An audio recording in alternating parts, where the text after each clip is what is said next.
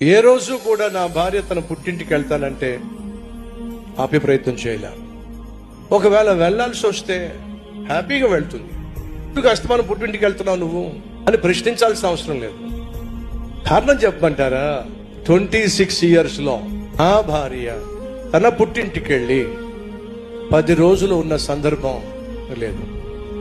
Prince బాబు గర్భంలో ఉన్నప్పుడు సహజంగా జన్మనివ్వడానికి వెళ్ళడం తప్పించి 20 సంవత్సరాలు నా భార్య తన పుట్టింటికి వెళ్ళి 2 days లేదు.